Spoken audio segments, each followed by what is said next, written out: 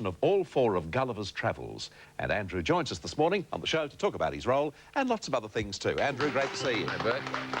As I mentioned to you off air, I'm very pleased to have you here because I know that you're one of the actors. I don't think you're totally enamoured of doing talk shows, are you?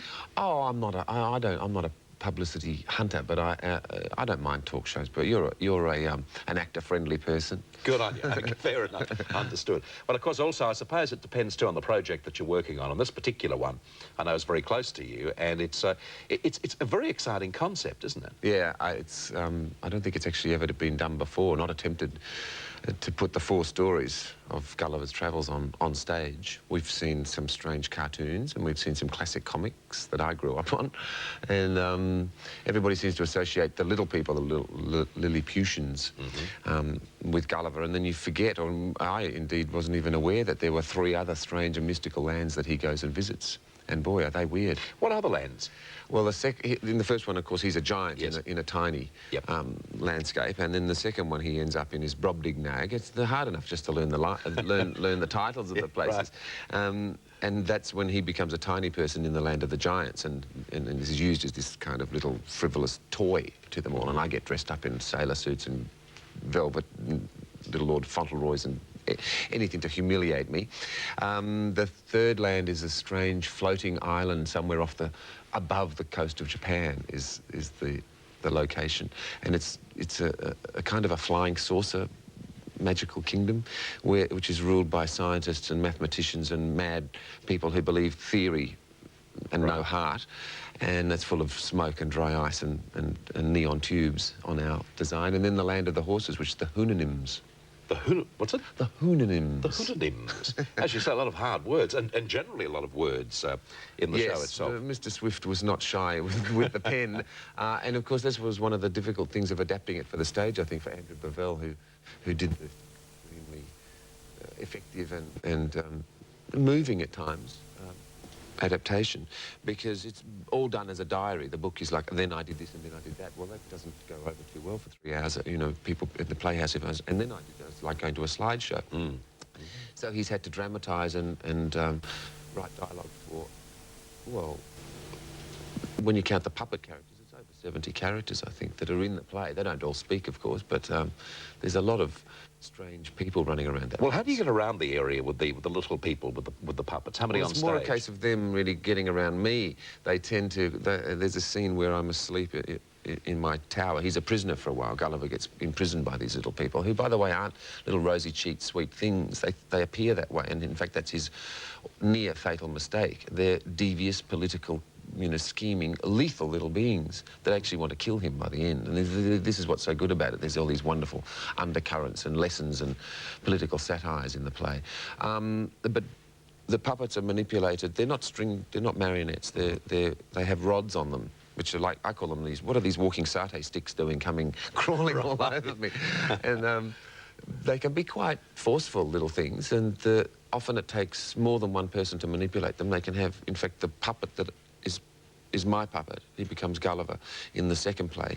That's a great shot, actually, isn't it? Oh, yes, they are all. You can see the rods, the Avril and all the puppeteers are using them, and they're quite visible to the audience. This is what we want. The Handspan Puppet Theatre, which is the co-production with the Melbourne Theatre Company. And we want, that is part of the performance as well, because they use, a lot of it is Japanese or Eastern techniques with puppetry, and it's, the performers are performing. It's not just children's theatre where we try and hide and pretend that these little beings are on their own. Nice to be back in theatre? Yeah, well, actually, I've been working in the theatre for 2 years now, since the Flying Quackers.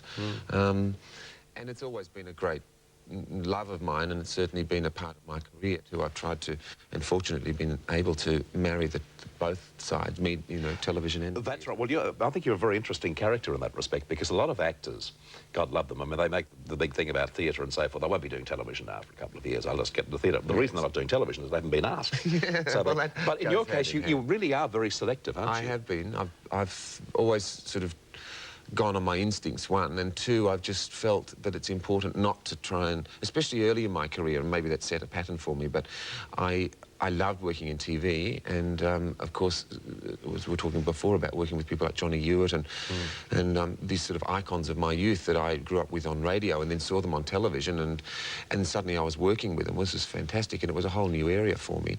But I didn't want to be locked into one particular character, and you could easily have done that in my, stayed in one. Well, you were still very brave, though, because there were many occasions when you moved away from television series, or I suppose the bottom line is that if you wanted to be in television doing a big series at this very moment, you could be, couldn't you? But you just decided not to. I don't know. Maybe you could. It's an unknown out there, but I think producers love me and they hate me because I commit myself to work. Well, maybe that's true. Yeah, you've hit the nail on the head there. Well, we've got some tour dates here for the theatre performance, Gulliver's Travels. It's at the Playhouse at the Victorian Arts Centre, which is a beautiful theatre, until Saturday the 18th of July. And then you go to the Ford Theatre at the Geelong Performing Arts Centre from the 23rd of July until the 25th of July. Only, 3 nights there in Geelong. A special down there. That's not named after Peter Ford, no, memorial down there. I think it's because of the industry, the car industry that just happens to be there. Happens to be there. It could have been Holden Theatre if things had been a little different.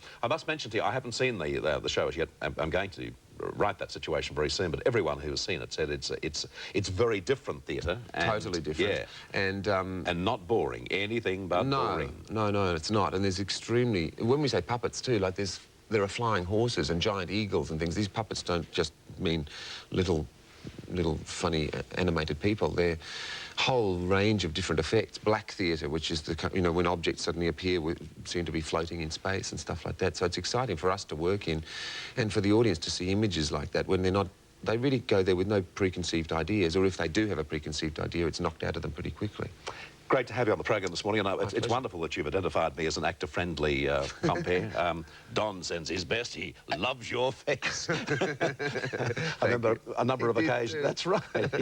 He used to grab Andrew by the face and do all sorts of strange things with it. Still, that was his turn on. He quite enjoyed himself. He wanted me to wear a false moustache at one stage after the John Sullivan story. That's another story. That was the night back in his place. OK, look, great to see you, Andrew. And if I don't see you in Melbourne, I'll see you down at Geelong. Thanks. Good on you, mate. Bye. Andrew McFarlane.